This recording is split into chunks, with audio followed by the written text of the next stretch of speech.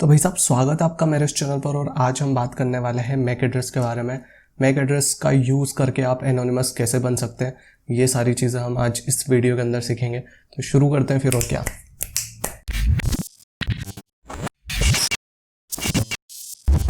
इस चैनल पर एक सीरीज चल रही है जिसका नाम है how to become anonymous.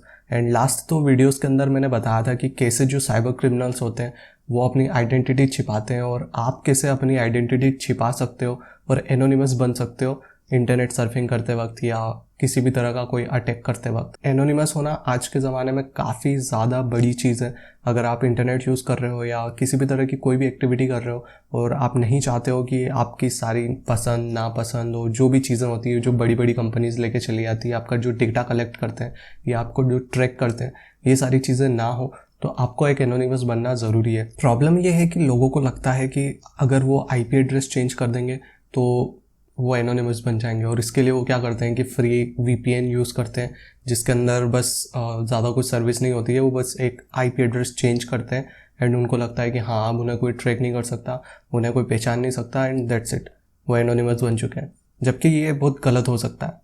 Anonymous होना ऐसी कंट्रीज़ में ज़्यादा बेनिफिशियल हो जाता है जहाँ पर गवर्नमेंट काफ़ी स्ट्रिक्ट है, जैसे कि चाइना, नॉर्थ कोरिया या ईरान या सऊदी अरेबिया। ऐसी जगहों पर अगर आप कुछ भी सर्च कर रहे हैं या किसी के बारे में कुछ बोल रहे हैं तो गवर्नमेंट को सब कुछ पता होता है, वो लाइक ट्रेस वगैरह करते हैं या इस तरह की जो भी चीज़ें होती है।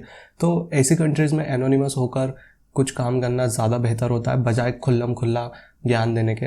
भगवान की कृपा से हम बहुत ही अच्छी कंट्री में रहते हैं, लेकिन लॉजिक समझना इंपॉर्टेंट है। इससे आपका ब्रॉड माइंड डेवलप होगा और आपको पता चलेगा कि बाहर किस तरह की चीज़ें हो सकती है, और ये जो टॉपिक है इसे लाइटली नहीं लेना चाहिए। तो इसके अंदर मैंने जो लास्ट 2 वीडियोस थी उसके अंदर मैंने कुछ ऐसे तरीके बताए थे जो साइबर क्रिमिनल्स यूज़ करते हैं। अगर आप आईटी इन्वेस्टिगेशन या साइबर सेल वगैरह में जाना चाहते हैं तो वहाँ पर आपको ये पता होना ज़रूरी है कि जो साइबर क्रिमिनल्स होते हैं वो किस तरह की टेक्निक्स यूज़ करते हैं अपने आप को बचाने के लिए, अपने आप को हाइड करने के लिए, उनकी आइडेंटिटी रिवील ना करने के लिए। वो जो टेक्निक्स यूज़ करते हैं, वो जो टूल्स यूज़ करते हैं, उनके बारे में आपको पता होना ज़रूरी है। और एज एन एथिकल हैकर आप बिल्कुल भी नहीं चाहोगे कि जो आपकी एक्टिविटीज़ है उनके बारे में किसी को पता चले और आपकी आइडेंटिटी रिवील हो जाए। तो आज हम शुभारंभ कर रहे हैं मैक एड्रेस के साथ में, और आज हम इसके बारे में जानकारी लेंगे कि क्या है, क्यों है और इसे कैसे हाइड किया जा सकता है ताकि हमारी आइडेंटिटी रिवील ना हो सके। तो चलिए शुरू करते हैं। तो हमारा सिस्टम चालू हो चुका है और सबसे पहली फुर्सत में हम टर्मिनल ऑन कर लेते हैं। इसे मैं साइज थोड़ी सी बढ़ा देता हूँ ताकि आप लोगों को दिखे। ज़्यादा बिल्कुल डीप में जाने की बजाय मैं शॉर्ट में सारी चीज़ें समझाने की कोशिश करूँगा ताकि वीडियोस लंबी ना हो जाए। अगर वीडियो लंबी होती है तो मैं इसे 2 पार्ट में इसे बना दूंगा, और ऐसा भी नहीं है कि दूसरा पार्ट 1 वीक बाद आएगा, मैं 1 दिन बाद ही अपलोड कर दूंगा, तो उसकी टेंशन नहीं है।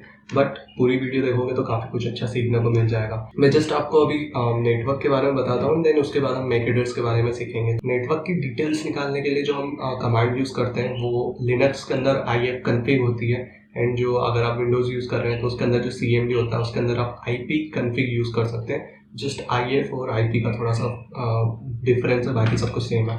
तो हम अभी ifconfig यूज़ करेंगे, और जैसा कि यहाँ पर दिख रहा है मैं थोड़ा सा ऐसे शॉर्ट कर देता हूँ। तो फिलहाल यहाँ पर 2 चीज़ें आई हुई है। यहाँ पर अगर आप देख पा रहे हैं तो ETH0 लिखा है और यहाँ पर LO लिखा हुआ है। अगर आपने नेटवर्किंग कर रखी है तो ये आपको देखने की ज़रूरत नहीं है, आप जस्ट आपको पता रहेगा कि यहाँ पर क्या है। तो ये जो ETH यहाँ पर लिखा हुआ है इसका मतलब है इथरनेट, और ये बेसिकली जो इस कंप्यूटर के अंदर NIC कार्ड लगा हुआ है, नेटवर्क इंटीग्रेटेड कार्ड, वो उसके बारे में ये सारी चीज़ें बताता है। सबसे पहली जो चीज़ है यहाँ पर अगर आप देख पा रहे हो यहाँ पर iNet लिखा है, इसका मतलब है कि ये IP है आपका। तो अगर आपको IP एड्रेस पता करना है अपनी मशीन का तो आप इस तरह से कर सकते हैं। ये फिलहाल हमारा IP वर्जन 4 है जो कि न्यूमेरिक है, और यहाँ पर उसके ठीक नीचे जो लिखा हुआ है ये है हमारा IP वर्जन 6 जो कि नया जो अभी लेटेस्ट है, और ये अल्फा न्यूमेरिक में लिखा हुआ है। ठीक है, तो थोड़ा सा याद रखना। यहाँ पर ये जो चीज़ लिखी हुई है नेटमास्क, ये बेसिकली हमारा सबनेट मास्क है अगर आपने नेटवर्किंग वगैरह कर रखी हो।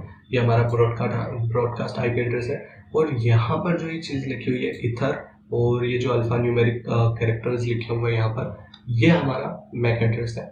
और यहाँ पर ये जो स्टार्टिंग के जो 3 कपल्स होते हैं, ये बेसिकली हमारा मैन्युफैक्चरिंग जो भी मेरा NIC कार्ड होगा उसका जो मैन्युफैक्चरर होगा उसके बारे में डिटेल देते हैं। कई बार ईथर लिखा होता है, कई बार हार्डवेयर लिखा होता है, अलग अलग चीज़ें होती है। बस आपको ये देखना है कि 6 ग्रुप्स हो मतलब इस तरह के 6 ग्रुप हो और अल्फा न्यूमेरिक हो, एंड वो आपका मैक एड्रेस होगा। दूसरा है जो नीचे दे रखा है, ये आपका लूपबैक एड्रेस है, और ये अगर आप इस चीज़ को 127.0.0.1 इसे अगर आप गूगल करेंगे तो आपको बहुत इंटरेस्टिंग चीज़ें पता चलेगी इसके बारे में, बट अभी इसका कोई काम नहीं है तो अभी हम जस्ट रहने देते हैं। तो जो मैक एड्रेस है हमारा वो 48 बिट का होता है, और इसके अंदर अल्फा न्यूमेरिक कैरेक्टर्स होते हैं जो कि हेक्साडेसिमल के कैरेक्टर्स होते हैं। अगर आप हेक्साडेसिमल के बारे में पढ़ेंगे गूगल पे तो आपको पता चलेगा कि इसके अंदर 0 से 9 तक और A से लेके F तक के कैरेक्टर्स होते हैं, और उसी से ये मिलकर बना होता है। और ये बेसिकली आपके NIC कार्ड का एड्रेस होता है, ये पूरे कंप्यूटर का नहीं होता है, ये जस्ट उस डिवाइस का जो NIC कार्ड है जिसके थ्रू इंटरनेट एक्सेस कर रहे हैं हम, वो उसका ये मैक एड्रेस होता है, और ये मैन्युफैक्चरर जो होता है उस कार्ड का वो उसे असाइन करता है। तो जब भी आप किसी पब्लिक वाईफाई या राउटर से कनेक्ट होते हैं, जैसे कि स्कूल वगैरह हो गया, या आपका कॉलेज हो, मॉल हो, गार्डन हो, या रेलवे स्टेशन हो, कहीं पर भी जब भी आप किसी वाईफाई से कनेक्ट होते हैं या किसी भी नेटवर्क से कनेक्ट होते हैं, तो हर जगह DHCP प्रोटोकॉल काम करता है। आप इसे गूगल कर सकते हैं, इसके बारे में जानकारी वहाँ पर अच्छे से मिल जाएगी। DHCP प्रोटोकॉल क्या करता है कि ये हर उस डिवाइस का मैक एड्रेस लेता है और उसे एक यूनिक IP एड्रेस प्रोवाइड करवाता है। कई बार ये जो DHCP जब मैक एड्रेस लेता है तो ये अपनी नेटवर्क डिवाइस में तो उसे स्टोर कर लेता है, लेकिन कई बार ये अपने ISP तक भी उसे पहुंचा देता है, जो भी ISP होता है, इंटरनेट सर्विस प्रोवाइडर, तो ये वहाँ पर भी स्टोर हो जाता है और आप इसे डिलीट नहीं कर सकते। इवन जो ऑनर होता है वो भी उसे डिलीट नहीं कर सकता, जो राउटर और स्विच का जो ऑनर होता है वो भी उसे डिलीट नहीं कर सकता, रिमूव नहीं कर सकता। तो अगर आप किसी भी तरह की कोई एक्टिविटी में पार्टिसिपेट करते हैं या कुछ भी सर्व करते हैं और कुछ भी अगर सस्पिशियस होता है तो लोग उस IP एड्रेस के थ्रू उस मैक एड्रेस के पास जाएंगे और वो आपके लैपटॉप या कंप्यूटर के पास या आपके डिवाइस के पास आकर उसे मैच कर सकते हैं उसके मैक एड्रेस से, और इस तरह से आप धरा सकते हो।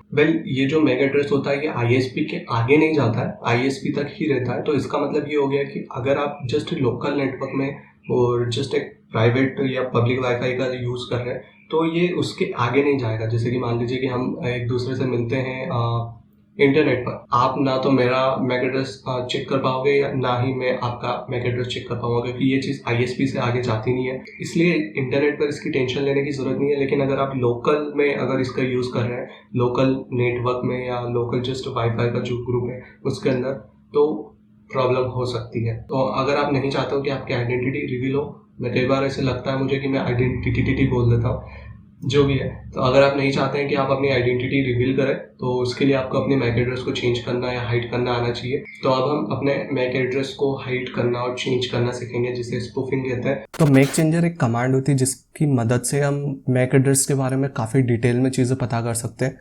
हमने ifconfig का यूज़ करके तो मैक एड्रेस पता कर ही लिया है, लेकिन मैक चेंजर का यूज़ करके हम काफ़ी और डिटेल में डीप में जाके देख सकते हैं। जैसे कि अगर मैं जस्ट आपको हेल्प मेन्यू दिखाता हूँ, जब भी आप किसी नई कमांड का यूज़ कर रहे हो तो उसका हेल्प मेन्यू देखना काफ़ी यूज़फुल हो सकता है। अब मैं डायरेक्ट बिल्कुल एडवांस खटाखट करके नहीं बताने वाला, जस्ट बेसिक लेवल पे जो आपके लिए यूज़फुल रहेगी वो मेथड मैं यहाँ पर बताने वाला हूँ।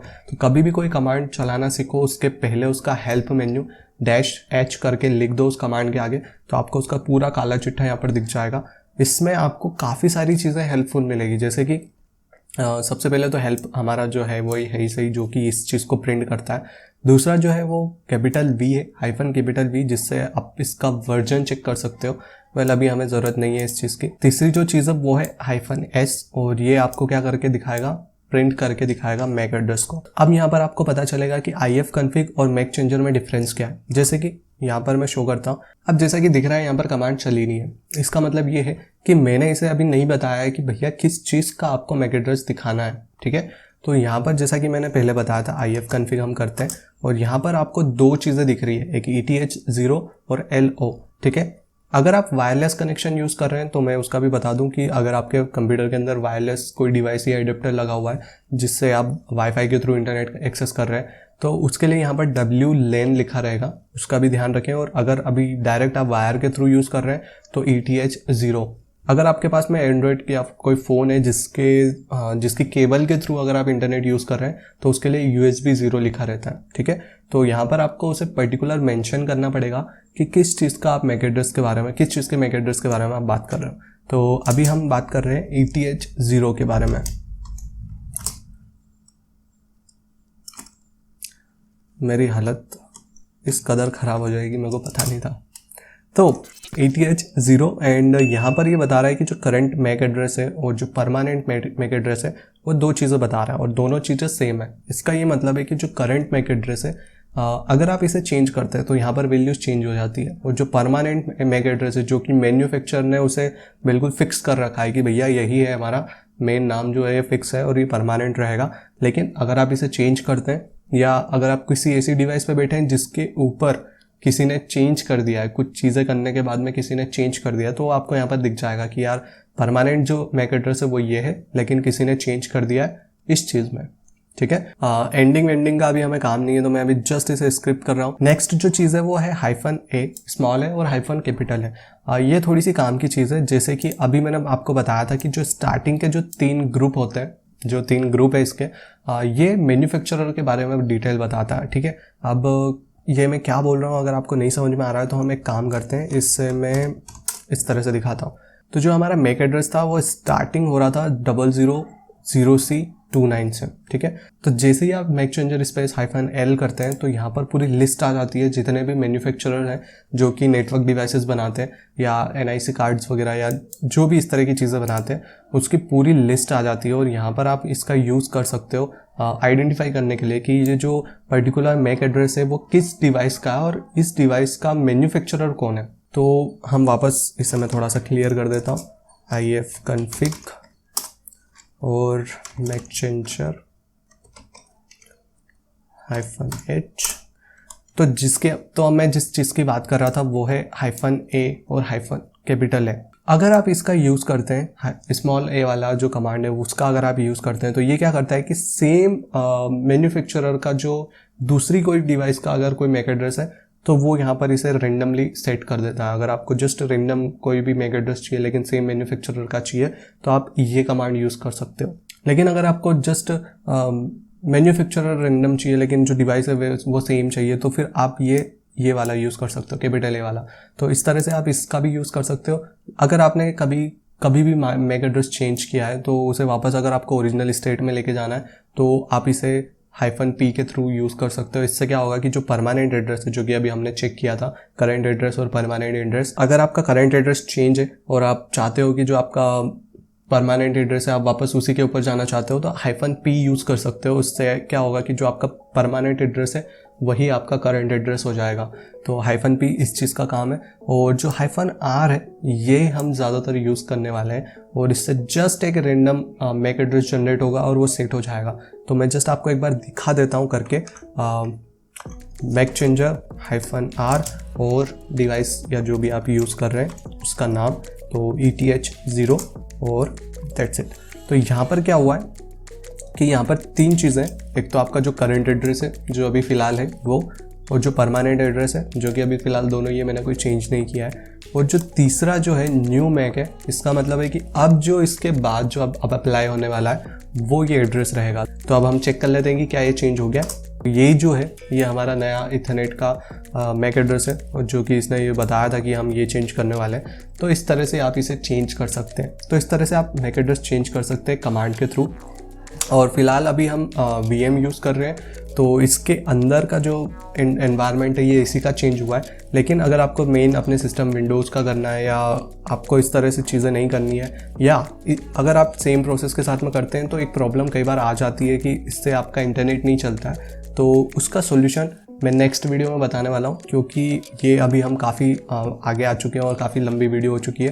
तो नेक्स्ट वीडियो जो आएगी उसके अंदर मैं बताऊँगा कि विंडोज़ का मैक एड्रेस कैसे चेंज करते हैं CMD के थ्रू, और डायरेक्ट मैन्युअली अगर आपको करना है तो वो कैसे करते हैं। दूसरी चीज़, अगर आपको VM का मैन्युअली, कमांड के थ्रू नहीं, मैन्युअली अगर किसी का चेंज करना है किसी पर्टिकुलर VM का तो कैसे करते हैं, और कमांड के थ्रू इसके अंदर जो प्रॉब्लम अभी जो मैंने बताई है कि इंटरनेट वगैरह का एक्सेस का थोड़ी सी प्रॉब्लम आती है, तो वो भी हम एक बार ट्राई करके देख लेंगे। उसका सोल्यूशन भी मैं नेक्स्ट वीडियो में बताऊंगा। तो अभी के लिए बस इतना ही है, और थैंक यू सो मच इतना सपोर्ट करने के लिए, इतना प्यार देने के लिए। नई वीडियो मिलता है, बाय।